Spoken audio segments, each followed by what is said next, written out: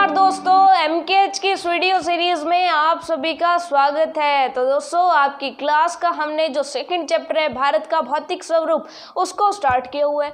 और अब तक हमने भारत के कितने भौतिक स्वरूप कंप्लीट कर लिए। बहुत ही बड़े बड़े जो भौतिक स्वरूप थे 3, वो हमने कंप्लीट कर लिए। और पहले ही हमने 6 के नाम जो है वो पढ़ लिए थे कि 6 कौन कौन से हैं। तो इस वीडियो में हम बाकी जो 3 बचे हैं उनको कंप्लीट करने वाले हैं। तो दोस्तों, बाकी के जो 3 बचे थे वो कौन कौन से थे। तो अब तक हमने क्या कर लिया, अब तक हमने हिमालय के बारे में जान लिया। दूसरा, हमने उत्तर का विशाल मैदान के बारे में जान लिया। उसके बाद में हमें भारतीय मरुस्थल के बारे में जान लिया, रेगिस्तान के बारे में जान लिया। तो ये तो 3 हमारे कंप्लीट हो चुके। बाकी के 3 कौन कौन से बचते हैं। तो बाकी का जो चौथा बचा वो है हमारा भारत के प्रायद्वीप। अब दोस्तों, प्रायद्वीप क्या होता है। एक्चुअल में प्रायद्वीप एक तो है, दूसरा हमारा यानी कि 5th हमारा क्या बचा हुआ है, 5th हमारा बचा हुआ है पठार। तो प्रायद्वीपीय पठार जो है हमारा एक्चुअल में 4th है। प्रायद्वीपीय जो हिस्सा है भारत का नीचे वाला, वहां पर पठारी हिस्सा पाया जाता है। उसके बाद हमने क्या पढ़ना है दोस्तों, उसके बाद हमने पढ़ना है तटीय मैदान, यानी प्रायद्वीप के बाहर जो है तटीय मैदान पाए जाते हैं।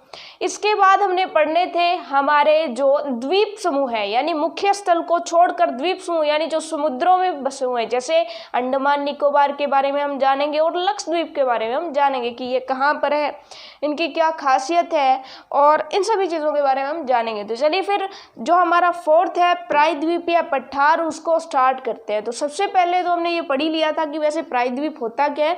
तो ऐसा भूभाग जो तीनों तरफ से पानी से घिरा होता है, क्या कहलाता है दोस्तों, प्रायद्वीप कहलाता है। ये चीज़ हम पढ़ चुके थे। उसके बाद भारत का जो अगर देखें, चलिए भारत का मैप बनाते हैं, फिर थोड़ा सा इंटरेस्टिंग बनाते हैं हमारा चैप्टर। तो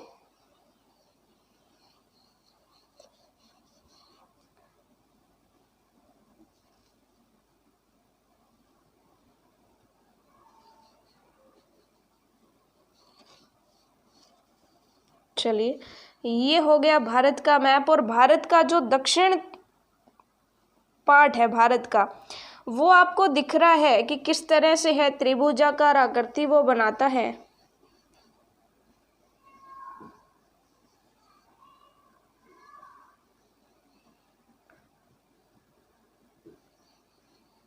चलिए, ये बात हो गई भारत के नक्शे की। हालांकि नीचे से जो है थोड़ा सा और नीचे जाना चाहिए, वैसे तो इस तरह से होना चाहिए ये, और उसके बाद ये इस तरह से होना चाहिए। चलिए, अब हम देख सकते हैं कि भारत का जो नीचे का हिस्सा है, दक्षिणी हिस्सा, उसके पश्चिम की बात करें तो भी पानी है, पूर्व की बात करें तो भी पानी है, और नीचे की बात करें यानी दक्षिण की बात करें तो वहाँ भी पानी है। तो तीनों दिशाओं में पानी हुआ। इसका मतलब भारत का ये जो इससे नीचे का हिस्सा है, उसके नीचे के हिस्से को हम क्या मानेंगे, प्रायद्वीप कहेंगे। और इसे क्या बोला जाता है, इसे बोला जाता है भारतीय प्रायद्वीप।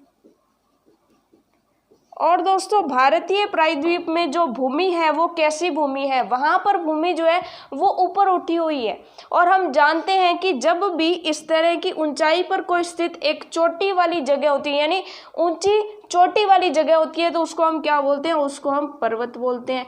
लेकिन ऊंची उठी हुई सपाट भूमि जो होती है, यानी किस तरीके की, इस तरीके की ऊंची उठी हुई, यानी ऊंची तो होती है, बाकी जगह की तुलना में ये ऊपर होती है, लेकिन ऊपर से ये सपाट होती है, ऊपर इसके चोटी नहीं होती, प्लेन होती है, समतल होती है। तो ऐसे भूभाग को क्या बोलते हैं दोस्तों, ऐसे भूभाग को बोलते हैं पठार। तो वहां पर भी जो प्रायद्वीप है, वहां पर भी क्या पाया जाता है दोस्तों, पठार पाया जाता है। तो यहाँ पर हम पढ़ने वाले हैं प्रायद्वीपीय पठार, जो कि भारत के हैं। अब दोस्तों, प्रायद्वीपीय पठार की पहले तो डेफिनेशन जान लेते हैं, फिर हम समझेंगे कि ये कहाँ कहाँ पर है और कैसे कैसे है और इसके हिस्से कौन कौन से हैं। चलिए, अब देखते हैं कि ये एक मेज की आकृति वाला स्थल है। देखिए, आपको ऐसा लग रहा है ना कि जैसे एकदम से धरातल थी, उसके बाद एक टेबल आ गया, मेज आ गया, उसके ऊपर चढ़ गए और फिर नीचे उतर गए वापिस से। तो ये मेज की आकृति वाला जो स्थल होता है उसे हम क्या बोलते हैं दोस्तों, उसे ही हम क्या बोलते हैं, प्रायद्वीपीय पठार बोलते हैं। एक्चुअली उसे पठार बोला जाता है।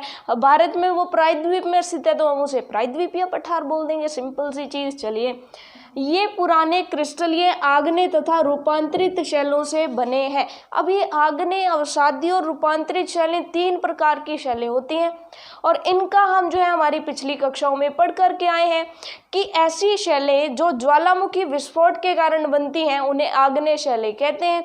और आग्नेय शैलें बहुत टाइम के बाद अपना रूप परिवर्तित कर लेती हैं तो उन्हें हम क्या कहते हैं, रूपांतरित शैलें कहते हैं। तो ये हम हमारी पिछली कक्षाओं में पढ़ करके आए हैं। अगर आपने इसको नहीं पढ़ा है तो आप अपनी पिछली कक्षा में जा करके वहाँ पर जो है हमने शैलों के प्रकार बहुत ही अच्छे से समझाए हैं, तो वहाँ उसका लिंक जो आपको डिस्क्रिप्शन में मिल जाएगा। तो वहाँ पर अगर आप शैलों के बारे में जानना चाहते हैं तो लिंक जो है डिस्क्रिप्शन में है, वहाँ पर जा करके आप शैलों के बारे में और पढ़ सकते हैं। चलिए ये चीज़ हमें क्लियर हो गई। तो यहाँ पर क्या है कि पुराने क्रिस्टलीय आग्नेय, क्रिस्टल का मतलब क्या होता है दोस्तों, क्रिस्टल का मतलब कठोर और नियमित संरचना होती है। ये आप किस में पढ़ते हो, साइंस में पढ़ते हो। क्रिस्टल का मतलब क्या होता है, कठोर संरचना होती है इसकी और एक फिक्स संरचना होती है। कुछ क्रिस्टलीय पदार्थ होते हैं उनको क्या बोलते हैं, क्रिस्टल बोलते हैं।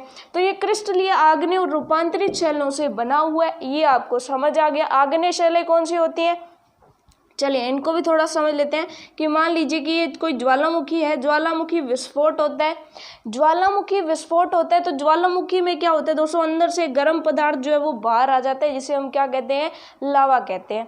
अब ये लावा आ करके धरती पर फैल जाएगा। धरती पर फैल जाएगा तो क्या हो जाएगा, जहाँ पर वो फैलेगा वहाँ पर धरती के ऊपर परतें जमा हो जाएगी, वहाँ पर धरती का जो पार्ट है वो क्या हो जाएगा, ऊंचा हो जाएगा। और जब ये ठंडा हो जाएगा तो ये कठोर चट्टान बन जाएगी और वहाँ पर क्या बन जाएगा दोस्तों, वहाँ पर पठार बन जाएगा। सिंपल सी चीज़। चलिए ओके।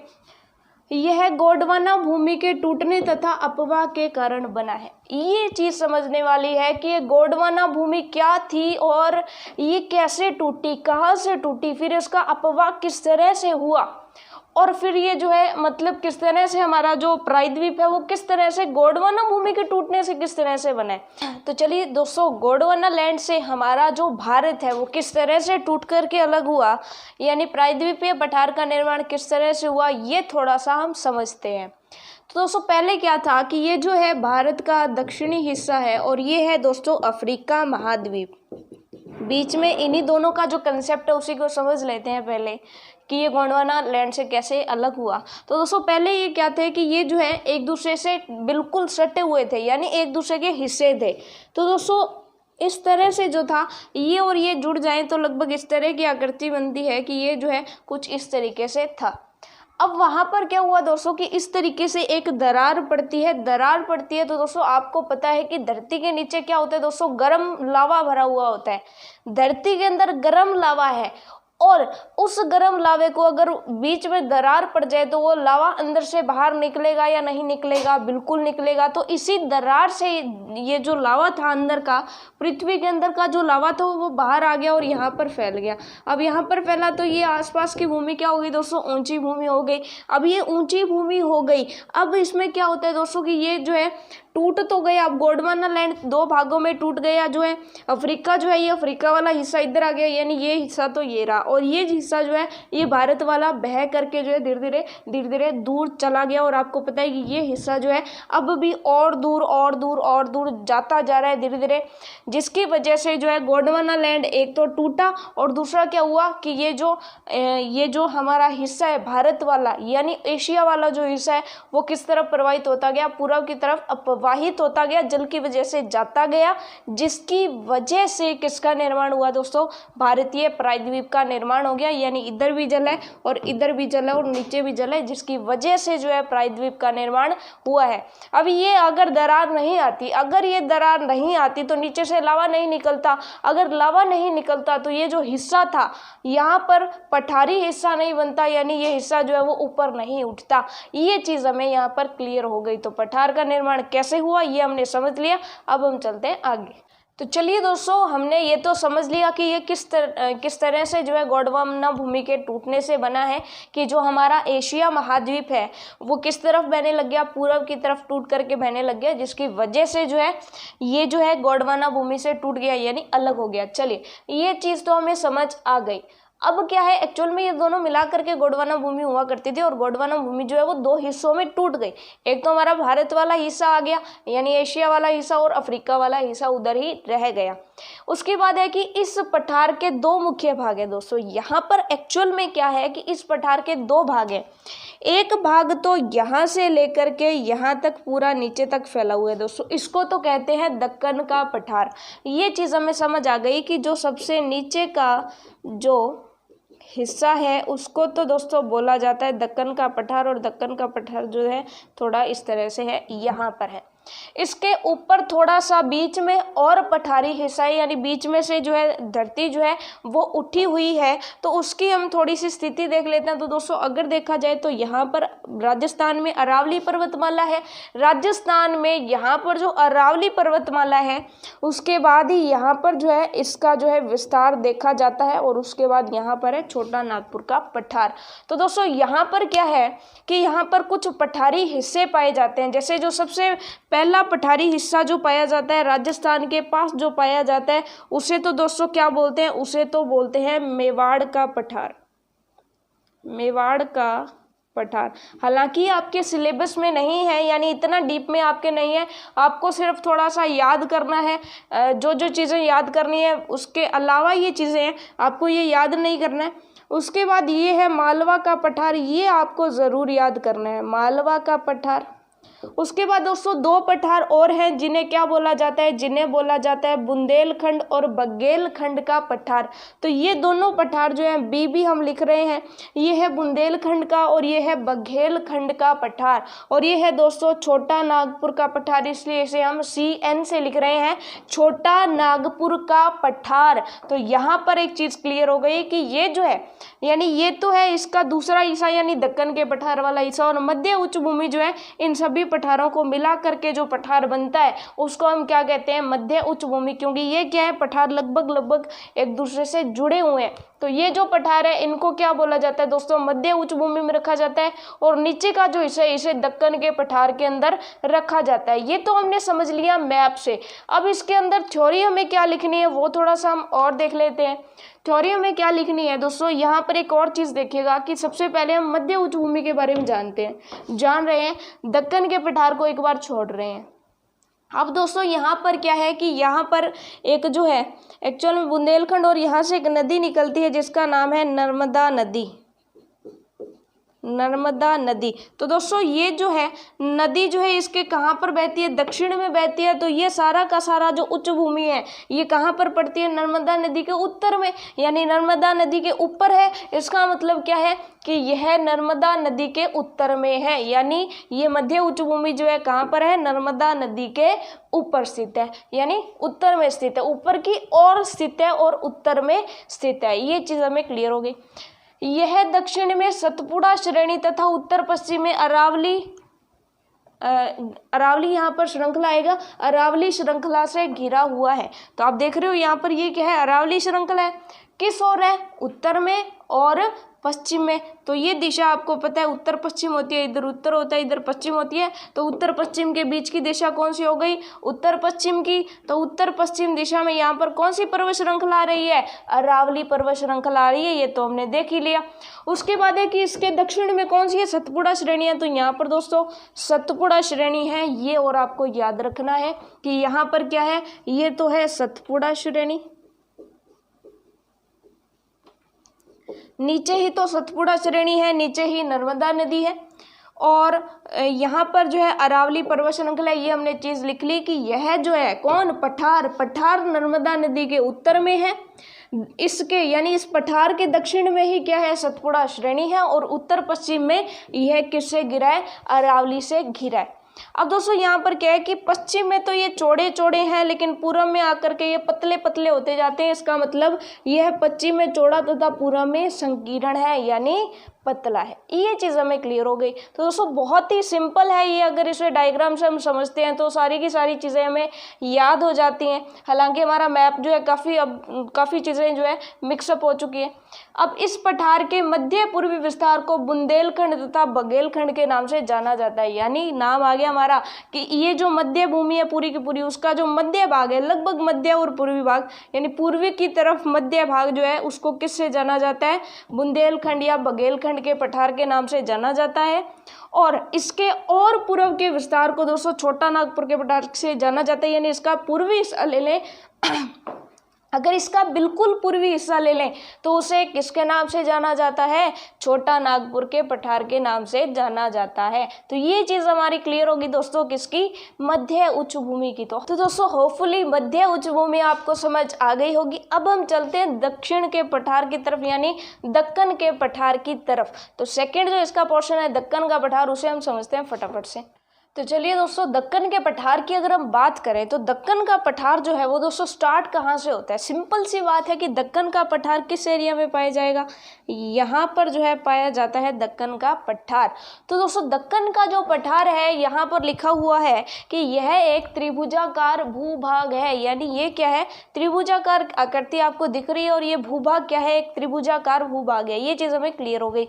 अब इसके ऊपर से क्या जा रही थी? नर्मदा नदी जा रही थी। तो ये जो भूभाग है वो कहाँ पर है? नर्मदा नदी के दक्षिण में स्थित है। ये दूसरी चीज़ हमें क्लियर हो गई। और क्या चीज़ ये कहता है कि दक्कन के पठार के 4 हिस्से हैं: दक्कन ट्रैप, कर्नाटक पठार, आंध्रा पठार और दंडकारण्य पठार। तो ये कौन कौन से हिस्से हैं दोस्तों? इसको हम देख लेते हैं कि इसको जो है 3 हिस्सों में बांटा जाता है। ये जो है इतना हिस्सा पहला हिस्सा है जो कि हमारा क्या है? दक्कन ट्रैप है। उसके बाद दोस्तों अगर नीचे देखा जाए तो ये जो है ये हमारा कर्नाटक का पठार, ये हो गया हमारा दूसरा हिस्सा। और तीसरे हिस्से की अगर बात की जाए दोस्तों तीसरा हिस्सा जो है वो है यहाँ पर, यानी आंध्र प्रदेश और तेलंगाना वाला हिस्सा। ये है तीसरा हिस्सा और ये है चौथा हिस्सा। तो ये है दक्कन ट्रैप, दूसरा हिस्सा कर्नाटक का पठार, तीसरा हिस्सा आंध्र प्रदेश का पठार और चौथा है दोस्तों कौन सा पठार? दंडकारण्य पठार। तो ये 4 इसके हिस्से हैं। उसके बाद दोस्तों यहाँ पर क्या है कि इस पठार का एक भाग उत्तर पूर्व में भी देखा जाता है जिसे स्थानीय रूप से मेघालय कहते हैं। तो दोस्तों ये वाला जो हिस्सा है ये किसका हिस्सा है? ये दक्कन के पठार के साथ ही इसको लिया जाता है, जिसको क्या बोला जाता है दोस्तों? जिसको जो है मेघालय बोला जाता है। यहाँ पर लोकल लैंग्वेज जो है यानी मेघालय की जो स्थानीय भाषा है, वहाँ के जो लोग बोलते हैं उस भाषा में इस पर्वत को, कौन से पर्वत को? मेघालय पर्वत को। ये दोस्तों मेघालय, इस मेघालय पर्वत, ये मेघालय पर्वत किसका हिस्सा है? हमारे दक्कन के पठार का हिस्सा है। अब इस मेघालय को वहाँ पर स्थानीय भाषा में दोस्तों काबी एंगलोंग पठार या उत्तर कचारी पहाड़ी के नाम से उत्तर कचार पहाड़ी के नाम से भी वहाँ पर जो है जाना जाता है स्थानीय भाषा में। ये चीज़ हमें समझ में आ गई कि वहाँ के जो लोग होंगे वो इसको क्या कहेंगे? वो इसको इन दोनों नामों से जानेंगे। चलिए अब ये कहते हैं कि पश्चिम से पूर्व की ओर 3 पहाड़ियाँ जो है गारो, खासी और जयंतिया। यहाँ पर दोस्तों 3 पहाड़ियाँ हैं, गारो, खासी और जयंतिया। अब इनका जो क्रम है वो क्या है? पश्चिम से पूर्व की तरफ जाने पर पहले जो है गारो आती है, फिर खासी आती है और फिर जयंतियाँ आती है। तो इसका मतलब क्या हो गया कि जी पश्चिम से पूर्व की तरफ जब हम जाते हैं तो 3 पहाड़ियाँ आती हैं। कौन कौन सी? गारो, खासी और जयंतिया। तो ये तीनों की तीनों पहाड़ियाँ जो किसका हिस्सा है? ये भी इसी का हिस्सा है। तो ये चीज़ हमें क्लियर हो गई। उसके बाद दोस्तों ये क्या कहता है कि दक्कन के पठार का पश्चिमी हिस्सा ऊंचा है और पूर्वी हिस्सा जो है वो मंद ढाल वाला है। आपने देखा होगा कि ज़्यादातर नदियाँ, जो हमारा नेक्स्ट चैप्टर है, जो हमारा 3rd चैप्टर है, वहाँ पर हम काफ़ी सारी नदियों के बारे में जानेंगे क्योंकि वहाँ पर अपवाह तंत्र उस चैप्टर का नेम है। तो वहाँ पर हम देखेंगे कि पूर्वी हिस्सा है इस पठार का, वहाँ पर ज़्यादातर नदियाँ आ रही हैं। और कहाँ से आ रही है? पश्चिमी हिस्से से। क्यों? क्योंकि पश्चिमी हिस्सा ज़्यादा ऊंचा है और पानी हमेशा कहाँ बहता है? ऊंचे स्थान से नीचे स्थान की तरफ बहता है। तो पश्चिमी हिस्से से पूर्व की तरफ आ रही है। इसका मतलब क्या है दोस्तों कि वहाँ पर पश्चिमी हिस्सा ऊंचा है और पूर्वी हिस्सा जो है वो नीचा है। इसकी वजह से पश्चिमी हिस्से से पूर्वी हिस्से की तरफ जो है कौन आ रहा है? वहाँ पर नदियाँ आ रही है। तो वहाँ पर ये चीज़ हमें समझ आ गई कि दक्कन के पठार का पश्चिमी हिस्सा ऊंचा है और पूर्वी हिस्सा जो है वो मंद ढाल वाला है। ये चीज़ क्लियर हो गई। उसके बाद दोस्तों यहाँ पर एक और चीज़ है, इसको आप थोड़ा सा ध्यान से समझिएगा कि ये जो है ये है हमारा दक्कन का पठार। दक्कन के पठार के बाद यहाँ पर इस तरह से कुछ पर्वत श्रृंखलाएं पाई जाती हैं, यानी पहाड़ियाँ पाई जाती है। और इस तरफ जो है इस तरह से एक पर्वत श्रृंखलाएं पाई जाती हैं कुछ, जिन्हें क्या कहते हैं दोस्तों, यहाँ पर इन्हें कहते हैं, ये जो पश्चिम की तरफ है इसको तो बोला जाता है दोस्तों पश्चिमी घाट। और जो पूर्व की तरफ इस तरह से कुछ बिखरी हुई पहाड़ियाँ हैं जिनके बीच में जो है थोड़ी थोड़ी जगह है, तो ये बिखरी हुई पहाड़ियाँ जो है दोस्तों इनको बोला जाता है पूर्वी घाट। यानी दोस्तों अगर वैसे देखा जाए बीच में से चले, यानी बीच में से जब हम चलने लगे तो बीच में से ऊंची भूमि है, ऊंची भूमि के साथ पर्वत श्रृंखलाएं और फिर पर्वत श्रृंखलाओं के बाद यहाँ पर मैदान पाया जाता है। तो ये तो हो गया हमारा कौन सा, पठारी हिस्सा। पठारी हिस्से के बाद यहाँ पर क्या पाई जा रही है, पर्वत श्रृंखलाएं। और पर्वत श्रृंखलाओं के बाद ये जो हिस्सा है, ये जो हिस्सा है यानी पर्वत श्रृंखलाओं के बाद ये जो साइड में हिस्सा बचता है दोस्तों, वहाँ पर मैदान पाया जाता है। ये किस वजह से है वहाँ पर मैदान, किस वजह से पाया जाता है, क्योंकि जब पठार से नदियाँ निकलती हैं, मान लीजिए कि इस तरह का है, तो जब पठार से नदी आएगी तो पठार से नदी अपने साथ कुछ अवसाद लाएगी, अपने साथ कुछ जो है कंकड़ पत्थर लाएगी, तो वो कंकड़ पत्थर जो है वो यहाँ पर जमा कर देगी और यहाँ पर क्या बना देगी, समतल मैदान बना देगी। तो पहले यहाँ पर चीज़ ध्यान रखनी है, पहले क्या है, बीच में पूर्वी घाट है, पूर्वी घाट के पश्चिम माफ करिएगा दोस्तों, बीच में क्या है, दक्कन का पठार है, दक्कन के पठार के पश्चिम में पर्वत है, पर्वत के बाद मैदान है, और इधर देखा जाए पूर्वी घाट की तरफ तो बीच में क्या है, दक्कन का पठार है, पठार के बाद फिर पहाड़ है, और पहाड़ के बाद फिर क्या है दोस्तों, समतल मैदान है। तो ये चीज़ आपको समझनी होगी कि पहले तो क्या है, पठार है, पठार के बाद एक पहाड़ है, क्योंकि पहाड़ की क्या होती है, चोटी होती है, पहाड़ है, और उसके बाद क्या है, समतल मैदान है। अब पठार के बारे में तो हम पढ़ चुके हैं। तो ये जो पर्वत श्रृंखलाएं पाई जाती है दोस्तों, इनको बोला जाता है पूर्वी घाट और पश्चिमी घाट, जो कि किस तरफ पाए जाते हैं, इस दक्कन के पठार के पश्चिमी हिस्से में और पूर्वी हिस्से में पाए जाते हैं।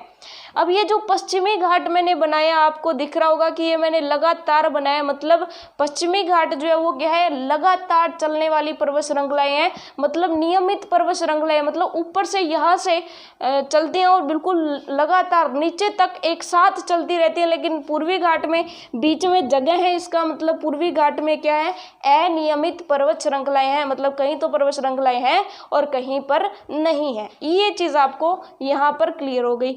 दक्कन के पठार के पूर्वी और पश्चिमी सिरे पर क्रमशः पूर्वी घाट व पश्चिमी घाट है। अब यहाँ पर यह पूछ लिया जाता है कि पश्चिमी घाट की सबसे ऊंची चोटियाँ कौन सी है। तो पश्चिमी घाट की सबसे ऊंची चोटियाँ अनाईमुदी और डोडा बेटा, और पूर्वी घाट की जो सबसे ऊंची चोटी है वो है दोस्तों महेंद्रगिरी। तो दोस्तों काफ़ी कुछ इंटरेस्टिंग चीज़ें, काफ़ी कुछ नई चीज़ें हमारे को यहाँ पर देखने को मिली हैं। और किसके बारे में हमने पढ़ लिया, हमने पढ़ लिया दक्कन के पठार के बारे में, यानी प्रायद्वीपीय पठार के बारे में हमने सारी चीज़ें जो है, सारी चीज़ें जितनी भी चीज़ें हमें क्लियर करनी थी सब हमने कर ली हैं। अब चलिए दोस्तों नेक्स्ट जो हमारे दो बचे हैं क्या भौतिक प्रदेश भारत के, उनको कंप्लीट कर देते हैं। बहुत ही छोटे छोटे भौतिक प्रदेश है दोस्तों, उनको कवर किया और हमारा चैप्टर चुटकियों में खत्म हो जाएगा। तो चलिए फटाफट से उनकी तरफ चलते हैं। तो नेक्स्ट है हमारा कौन सा, अब पूर्वी घाटों को पढ़ लिया, तो पूर्वी घाट के बाद हम क्या पढ़ेंगे, तटीय मैदान, यानी यहाँ भी मैदान है और यहाँ भी मैदान है, तो उस मैदान के बारे में पढ़ते हैं। चलिए दोस्तों नेक्स्ट चलते हैं तटीय मैदान। तो चलिए दोस्तों अब नेक्स्ट हम देख लेते हैं हमारा जो फिफ्थ हमारा जो भौतिक प्रदेश है वो कौन सा है, तटीय मैदान। तटीय मैदान के बारे में हम पढ़ भी चुके हैं कि कहाँ पर पाया जाता है।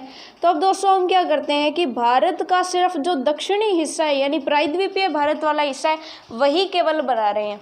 अब इसके बीच में तो दोस्तों क्या है, पठार पड़ता है, जिसको क्या बोलते हैं हम, दक्कन का पठार बोलते हैं। दक्कन के पठार के बाद जो है यहाँ पर पश्चिमी घाट और पूर्वी घाट पड़ते हैं, और उसके बाद जो है दोस्तों संकरा सा हिस्सा जो पाया जाता है उसे हम क्या बोलते हैं दोस्तों, उसे हम मैदान बोलते हैं। तो ये जो पश्चिम की तरफ मैदान है दोस्तों, इससे बोला जाता है पश्चिमी तटीय मैदान। तटीय मैदान इसलिए क्योंकि ये समुद्र तट पर है, ये चीज़ हमें समझ आ गई। तो पश्चिमी तटीय मैदान ये वाला है जो कि पश्चिम की तरफ है, यानी इधर गुजरात की तरफ जो आना था, और उधर जो है पूर्वी हिस्से की तरफ वो है दोस्तों पूर्वी तटीय मैदान। अब दोस्तों पूर्वी तटीय मैदान जो है वो उत्तर की तरफ से चौड़ा है और दक्षिण की तरफ जाते जाते ये जो है संकरा होता जाता है, यानी यहाँ पर तो ये ज़्यादा चौड़ा और यहाँ पर जो है धीरे धीरे क्या होता जाता है, धीरे धीरे इस तरीके से जो है वो पतला होता जाता है। ये चीज़ हमें क्लियर होगी। अब दोस्तों पश्चिमी तटीय मैदान जो है उसको 3 भागों में बांटा गया है।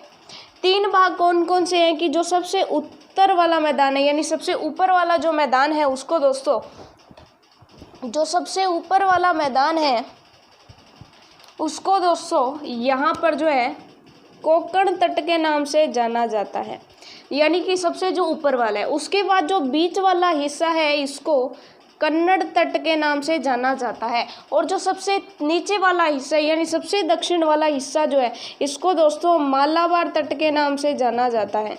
तो यहाँ पर सबसे पहले हमें पश्चिमी तटीय मैदान के बारे में पढ़ लेते हैं। प्रायद्वीपीय पठार के किनारों पर संकीर्ण तटीय पट्टियों का विस्तार है, ये समझ आ गया हमें।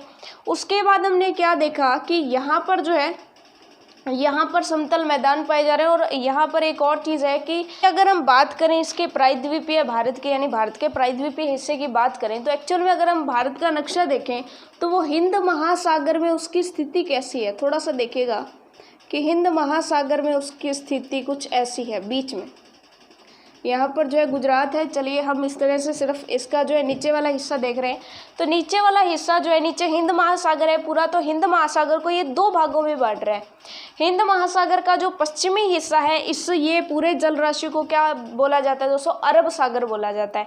और इधर की जो पूरी जल राशि है उसे हम बंगाल की खाड़ी बोलते हैं। नेक्स्ट जो हमारा जो भौतिक स्वरूप है उसमें हम ये अच्छे से जानेंगे, जहाँ पर हम अरब सागर और बंगाल की खाड़ी में अच्छे से पढ़ेंगे। फिलहाल आपको ध्यान रखना है कि ये जो हमारा प्रायद्वीपीय भारत है इसके यहाँ पर जो जल राशि है इसको किस नाम से जाना जाता है, अरब सागर के नाम से, और जो पूर्व में जल राशि है उसे किस नाम से जाना जाता है, बंगाल की खाड़ी के नाम से। ये चीज़ क्लियर हो गई।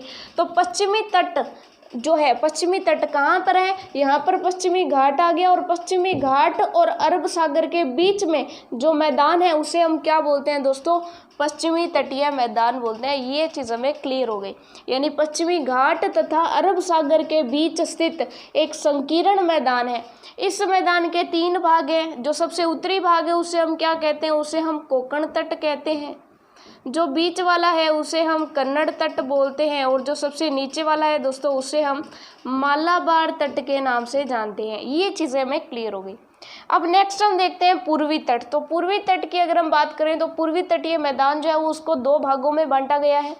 वो 2 भाग कौन से हैं तो दोस्तों, जो ऊपर वाला भाग है इसको तो उत्तरी सरकार के नाम से जाना जाता है।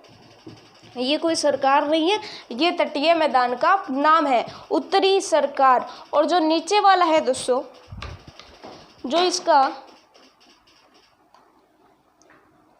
नीचे वाला हिस्सा है, ऊपर वाला हिस्सा तो क्या हो गया, उत्तरी सरकार हो गया, और जो नीचे वाला हिस्सा है दोस्तों इसको जो है ऊपर वाला उत्तरी सरकार है, और नीचे वाला जो इसको बोला जाता है कोरोमंडल तट।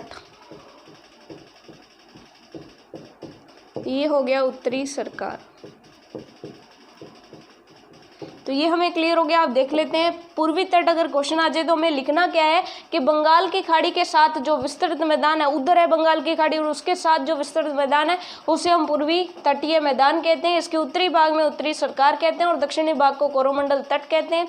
इसी पर एक झील स्थित है जो कि हमारे नेक्स्ट चैप्टर में आएगी, कौन सी, चिल्का झील। और यहाँ पर कई नदियाँ जो आकर के डेल्टा बनाती है। तो डेल्टा क्या होता है और नदियाँ किस प्रकार से पूर्वी घाट पर डेल्टा बनाती है, ये हम हमारे नेक्स्ट चैप्टर यानी 3rd चैप्टर में पढ़ेंगे, जो कि हमारी नेक्स्ट वीडियो होगी अपवाद तंत्र। तो वहाँ पर हम अच्छे से पढ़ेंगे कौन कौन सी नदियाँ किस प्रकार से पूर्वी जो तट है उस पर डेल्टा बनाती हैं। तो ये हमारी चीज़ें कंप्लीट हो गई। हमारा 5वां जो महत्वपूर्ण जो था भौतिक स्वरूप वो कंप्लीट हो गए। अब चलते हैं 6ठे भौतिक स्वरूप की तरफ, जो कि है हमारे द्वीप समूह, और मुख्यतः 2 ही द्वीप समूह इसमें हमने पढ़ने हैं, अंडमान निकोबार और लक्षद्वीप के बारे में। तो चलिए नेक्स्ट। तो चलिए दोस्तों नेक्स्ट हमारा जो हमारा 6ठा भौतिक स्वरूप जो है वो बचा है द्वीप समूह। तो दोस्तों द्वीप समूह के लिए हम जानते हैं कि भारत का जो है छोटा सा मैप हम बनाते हैं, और हिंद महासागर में जो है भारत की स्थिति देखते हैं अगर हम, तो हिंद महासागर में भारत की स्थिति कुछ इस तरीके से है।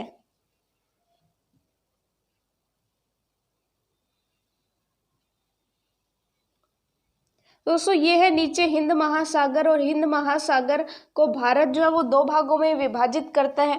ये जो पोर्शन है हिंद महासागर का उसे अरब सागर बोला जाता है, और ये जो पोर्शन है दोस्तों इसे बोला जाता है बंगाल की खाड़ी। अब दोस्तों सिंपल सी बात है कि आप इसे याद कैसे रखेंगे कि अरब सागर इधर है और बंगाल की खाड़ी इधर है। तो आपको पता है कि पश्चिम बंगाल कहाँ पर है, तो पश्चिम बंगाल यहाँ पर है, बांग्लादेश के साथ में पश्चिम बंगाल यहाँ पर है, तो जहाँ पर बंगाल होगा वहीं बंगाल की खाड़ी होगी, तो यही है बंगाल की खाड़ी। अब दोस्तों सिंपल सी बात है कि भारत की जो मुख्य भूमि है इसके अलावा कुछ द्वीप समूह भी भारत के हिस्से में आते हैं। वो कौन कौन से द्वीप समूह हैं, तो यहाँ पर एक द्वीप समूह है जिसको बोला जाता है लक्षद्वीप,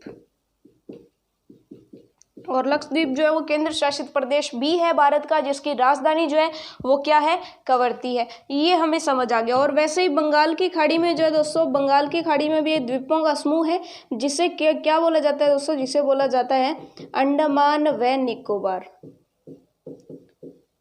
अंडमान व निकोबार। तो इन्हीं दो द्वीप समूह के बारे में हमें यहाँ पर जानना है, इनकी लोकेशन हमने देख ली। सबसे पहले हम लक्षद्वीप के बारे में जानकारी प्राप्त करते हैं। तो ये कहाँ पर है, अरब सागर में स्थित है। यह द्वीप प्रवाल द्वीपों का एक समूह है। तो दोस्तों प्रवाल द्वीप क्या होता है दोस्तों, इसमें क्या होता है कि एक कीड़ा होता है। अब वो कीड़ा क्या करता है, बहुत ही छोटा सा होता है, बहुत ही छोटा सा कीड़ा नहीं कह सकते, एक तरह से ये कह सकते हैं कि जीवाणु होता है, यानी बहुत ही छोटा सा जीवाणु होता है जो कि क्या करता है कि अपने चारों तरफ कैल्शियम की एक मोटी परत बनाता है जो कि बहुत ज़्यादा कठोर होती है। और ऐसे लाखों के लाखों जीवाणु जो है वो एक साथ झुंड में रहते हैं। अब वो जब झुंड बना लेते हैं तो उनका जो कठोर पदार्थ है वो क्या बना लेता है, एक कठोर चट्टान बना लेता है।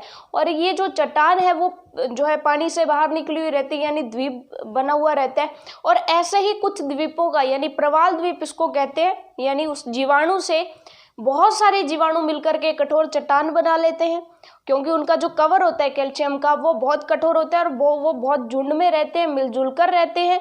तो मिलजुल कर रहते हैं तो एक प्रवाल द्वीप बनता है। और ऐसे प्रवाल द्वीपों से क्या बना हुआ है दोस्तों, लक्षद्वीप बना हुआ है। लक्षद्वीप पर कुछ द्वीपों पर तो मानवीय आवास है, यानी मनुष्य रहते हैं, और कुछ द्वीपों पर मानवीय आवास नहीं है। जैसे जो पीटली द्वीप है, लक्षद्वीप का जो पीटली द्वीप है उस पर मनुष्य का आवास नहीं है, लेकिन वहां पर एक पक्षी अभयारण्य जरूर है, मतलब वहां पर कौन रहते हैं, पक्षी रहते हैं। अब ये दोस्तों आपको पता चल रहा होगा कि लक्षद्वीप और अंडमान निकोबार भारत से थोड़ा सा नीचे है, यानी भारत के सबसे दक्षिणतम हिस्से यही हैं। तो भारत के अगर दक्षिणतम हिस्से हैं तो ये किस तरफ आते हैं, भारत जो है इसमें से कर्क रेखा गुजरती है। अब दोस्तों भारत में से कर्क रेखा गुजरती है और कर्क रेखा यहाँ पर आती है, उसके बाद बीच में है विषुवत रेखा और नीचे है मकर रेखा। तो भारत में से कर्क रेखा गुजरती है, इस तरह से जो है भारत है। और भारत के जो दक्षिणतम हिस्से यानी अंडमान निकोबार यहाँ पर और लक्षद्वीप जो है दक्षिणतम है, यानी ये किसके पास पड़ते हैं, विषुवत रेखा के पास पड़ते हैं। और जो क्षेत्र विषुवत रेखा के जितना पास होगा वहाँ पर उतने घने जंगल होंगे। तो यहाँ पर इन दोनों ही जगहों पर क्या पाए जाते हैं दोस्तों, घने जंगल पाए जाते हैं। चलिए अब पहले इसका नाम जो है वो लक्का द्वीप या मोनिकिया या एमीन द्वीप था। फिर 1973 में 1973 में इसका नाम बदल कर क्या रख दिया गया, लक्षद्वीप रख दिया गया। इसका क्षेत्रफल अगर देखें तो वो कितना है दोस्तों, 32 वर्ग किलोमीटर है, यानी 32 किलोमीटर स्क्वायर के क्षेत्रफल पर ये फैला है। कवरत्ती इसकी राजधानी है, जहां पर जो है इसके सारे के सारे प्रशासनिक काम होते हैं। पीटली द्वीप के बारे में हम पढ़ चुके हैं। उसके बाद अगर हम बात करें अंडमान निकोबार, तो यह बंगाल की खाड़ी में स्थित है। सिंपल सी बात, ये अरब सागर में है तो वो कहाँ पर है, बंगाल की खाड़ी में। ये बहुत इंटरेस्टिंग है। अब अंडमान निकोबार की राजधानी अगर मैं आपसे पूछूं तो वो कौन सी होगी, तो वो है पोर्ट ब्लेयर, जो कि अंडमान निकोबार का सबसे बड़ा द्वीप भी है। तो ये एक इंटरेस्टिंग फैक्ट भी हमने यहाँ पर जाना, हालांकि आपके सिलेबस में आपकी बुक में ये नहीं है, लेकिन फिर भी आपको पता तो होना चाहिए ना कि अंडमान निकोबार हमारा केंद्र शासित प्रदेश है आखिर। तो जितने भी केंद्र शासित प्रदेश है, फिलहाल 8 केंद्र शासित प्रदेश है, तो उनकी राजधानी तो हमें पता ही होनी चाहिए। तो इसकी राजधानी है पोर्ट ब्लेयर। चलिए उसके बाद है कि ये बहुत ही बिखरे हुए द्वीपों से बना है। अब दोस्तों ऐसा माना गया है कि हिमालय जो यहाँ से आ रहा था वो हिमालय यहाँ से मुड़ गया। हमने पढ़ा था कि हिमालय यहाँ से मुड़ जाता है और मुड़ करके यहाँ पर हिमालय गायब हो जाता है। अब ऐसा माना जाता है कि हिमालय है तो सही यहाँ तक, लेकिन अधिकांश हिमालय डूबा हुआ है। तो अब डूबा हुआ है तो इसकी जो ज़्यादा खासी ऊंची जो चोटियाँ होगी वही पानी से ऊपर निकली हुई रहेंगी। तो ऐसा मानना जाता है कि हिमालय की ही कुछ हिस्से की कुछ चोटियाँ या कुछ हिस्से जो है वो पानी से, क्योंकि बहुत ज़्यादा ऊंचे तो वो कुछ तो पानी में डूबे हुए हैं, लेकिन बहुत ज़्यादा ऊंचे तो वो पानी से बाहर निकले रहते हैं, जिनको क्या माना जाता है कि अंडमान निकोबार भी क्या है, उसी के हिस्से हैं। तो बहुत ही बिखरे हुए द्वीपों से बना है ये, मुख्य रूप से 2 भागों में इसको बांटा गया। उत्तर में इसको अंडमान और जो दक्षिण का हिस्सा है उसे क्या बोला जाता है दोस्तों, निकोबार कहा जाता है। यह विषुवत रेखा के नजदीक है तथा घने जंगलों से आच्छादित है, यानी यहाँ पर घने जंगल पाए जाते हैं। तो ये बात होगी भारत के 2 द्वीप समूहों की, और ये द्वीप समूह जो बहुत ही इंपॉर्टेंट है क्योंकि यहाँ पर हमें जो है मत्स्य, तेल और खनिज तेल और पेट्रोलियम जैसी चीज़ें जो है बहुतायत मात्रा में मिलती है। तो बहुत ही लाभदायक हमारे लिए ये दोनों के दोनों द्वीप है, क्योंकि जो भी हमारा भूभाग हमारे पास होता है तो उसके आसपास का जो जल होता है उस पर भी उसी देश का अधिकार होता है। तो अब इनके आसपास जो जल है उस पर किसका अधिकार होगा, भारत का, और उसमें क्या होंगी, मछलियाँ होंगी, उसमें पेट्रोलियम पाया जाएगा। तो ये सारी चीज़ें हमारे लिए बहुत महत्वपूर्ण है, हमारे को मिलती है। इसी की वजह से अंडमान और निकोबार और लक्षद्वीप जो है हमारे लिए बहुत इंपॉर्टेंट है। तो चलिए दोस्तों, हमारे जो भौतिक स्वरूप थे 6 के 6 भौतिक स्वरूप ये हमने कंप्लीट कर रहे हैं बहुत ही बेहतर तरीके से। इनमें ना चीज़ें आपको समझ आई होगी, साथ के साथ आपको कुछ एक चीज़ें जो है वो याद भी हो गई होंगी। आप इसे दोबारा देखिएगा, आपको बहुत अच्छे से याद हो जाएगी। तो चलिए दोस्तों, अब हम खत्म करते हैं। हमारा चैप्टर नंबर 2 जो है वो खत्म हुआ। चैप्टर नंबर 3 जो है वो आपके लिए बहुत ही इंटरेस्टिंग रहने वाला है। भारत का अपवाद तंत्र बहुत ही इंटरेस्टिंग वो रहने वाला है। तो चलिए दोस्तों, इस वीडियो में बस इतना ही। अगर आपको वीडियो पसंद आई है तो लाइक ज़रूर करिएगा, ताकि हम जो प्रयास कर रहे हैं उसमें, देखिए आप जब आप लाइक करते हैं वीडियो को तो हमें भी प्रोत्साहन मिलता है। तो आप जैसे ज़्यादा से ज़्यादा अगर लाइक आते हैं तो हमारी भी क्वालिटी धीरे धीरे बढ़ती चली जाएगी, हमारा भी प्रयास धीरे धीरे बढ़ता चला जाएगा। तो इसी के साथ चलते हैं, मिलते हैं नेक्स्ट वीडियो में। तब तक के लिए all the best for your self studies.